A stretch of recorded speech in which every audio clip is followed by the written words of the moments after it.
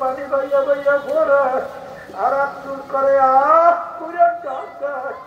আর বলে আমার দয়ার মালিক তুমি যদি আমাকে মাফ নাই করো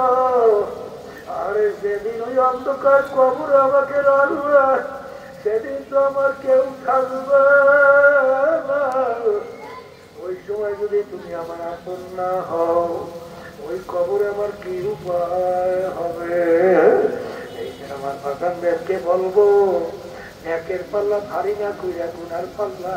যদি ভারী কইরা নেকের পাল্লা হালকা কইরা কেউ যদি কবরে শুইয়া বসো আমি বলি নাই আমি শোনাই যাইতেছি আল্লাহ রাসূল সাল্লাল্লাহু আলাইহি ওয়াসাল্লাম বলেন হে আমার উম্মতেরা আল কবরু রাউযাতুন মিন রিয়াদিল জান্নাহ আও হুফরাতুন মিন হুফারিন নার হে আমার উম্মতেরা এই যে কবর দেখো এই কবর কিন্তু আসল কবর না কোন কোন আল্লাহর বান্দা বান্দির কবর একটা বেহেশতের বাগান হইয়া যাবে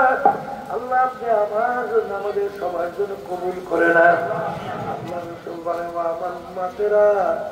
আরে কোন কোন নাফরমানের কবরের মধ্যে জাহান্নামের আগুন এসে ভইরা যাবে আল্লাহ আপনি আমাকে আমাদের সবাইকে মাফ কইরা দিবেন আল্লাহ রাসূল বলেন আমার উম্মতেরা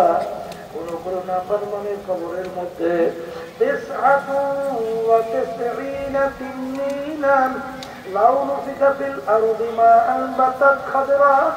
আমার আল্লাহ হাবিব বলেন হে আমার উম্মতেরা কোন কোন নাফরমানের কবরের মধ্যে একটা না দুইটা না 99টা বিষাক্ত সাপ জমা হইয়া যাবে ওই সাপ কেমন বিস্তার হবে আল্লাহ রাসূল বলে যদি দুনিয়ার থেকে মুখ খুইয়া ফুক দিত কোন কাঠপালা তরুণাটা মাথা ভাগাতে পারতো না ওই সাপ কিয়ামত পর্যন্ত নাফরমানকে পেঁচাইয়া পেঁচাইয়া ঠুকরাইতে থাকবে আল্লাহ আপনি আমাকে আমাদের সবাইকে মাফ করিয়া দিয়ে আমার বাগানদেরকে বলবো আবার কবর থেকে আমার মালিক কিয়ামতের ময়দানে উঠাবে বাজার কিয়ামতের ময়দানে গাছ নাই ঘর নাই বাড়ি নাই পানি নাই জমিনটা তামার জমিন হবে এই সূর্য 9 করে 30 লক্ষ মাইল দূরে আছে কিয়ামতের ময়দানে আমার মালিক এই সূর্য 1 হাত বা 1.5 হাত মাথার উপরে উপর কইরা ছাইরা দেবে ছাইরা দিয়ে আমার মালিক বলবে এ সূর্য